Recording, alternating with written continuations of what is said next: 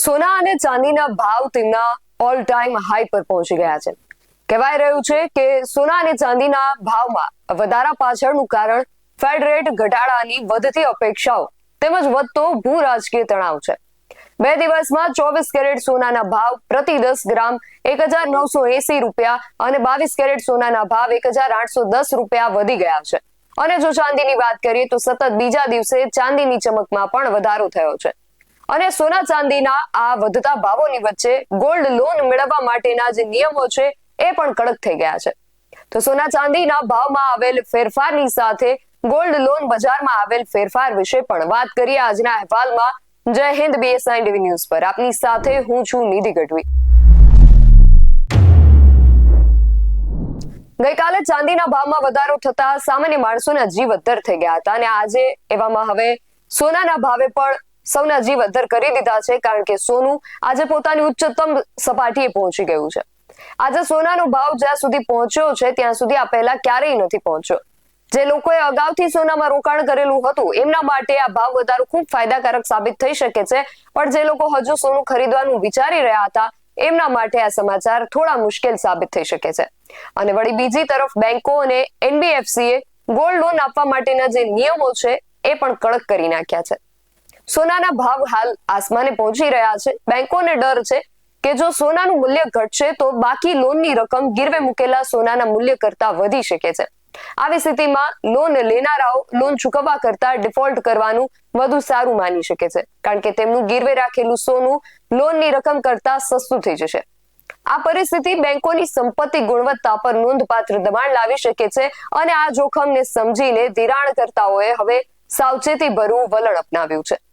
સોનાના ભાવમાં આજે અસ્થિરતા આવી છે, તેના કારણે સોના સામે લોનની જે રકમ છે એ 72% ઘટાડીને 60 થી 65% કરી નાખવામાં આવી છે. આના વિશે વિગતે વાત કરીએ પહેલા ગુજરાતના મુખ્ય શહેરો સહિત ભારતના મેટ્રો સિટીઝમાં આજના સોનાના ભાવની વાત કરીએ. અમદાવાદ, રાજકોટ, સુરત અને વડોદરા જેવા ગુજરાતના શહેરોમાં 22 કેરેટ સોનાનો ભાવ 1,24,860 રૂપિયા પ્રતિ 10 ગ્રામ અને 24 કેરેટ સોનાનો દર 1,36,210 રૂપિયા પ્રતિ 10 ગ્રામ છે.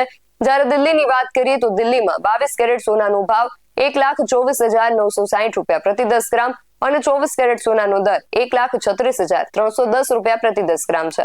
જ્યારે મુંબઈ અને કોલકાતામાં 22 કેરેટ સોનાનો ભાવ 1,24,810 રૂપિયા પ્રતિ 10 ગ્રામ અને 24 કેરેટ સોનાનો દર 1,36,160 રૂપિયા પ્રતિ 10 ગ્રામ છે. ગોલ્ડ લોન આપવા માટેના નિયમો વિશે આપણે વાત કરી રહ્યા હતા. એને આગળ વધારીએ તો અત્યાર સુધી ગોલ્ડ લોનને રોકડનો સૌથી સરળ સ્ત્રોત માનવામાં આવતો હતો, પરંતુ રિઝર્વ બેંક ઓફ ઇન્ડિયાની ચેતવણીના પગલે નાણાકીય સંસ્થાઓએ લોનના જે નિયમો છે એને કડક કરી નાખ્યા છે, જેની સીધી અસર લોનની રકમ પર પડશે. ગોલ્ડ લોન બજારમાં આ અચાનક આવેલા ફેરફારનું મુખ્ય કારણ સોનાના ભાવમાં નોંધપાત્ર વધઘટ છે.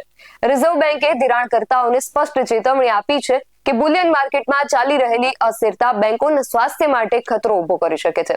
અને આ જ સલાહને અનુસરીને જે બેંકો પહેલા તમારા સોનાના મૂલ્યના 70 થી 72% LTV સાથે લોન આપતી હતી તેમણે હવે તેમની ઓફર પાછી ખેંચી લીધી છે અને આ મર્યાદા હવે ઘટાડીને 60 થી 65% કરી નાખવામાં આવી છે.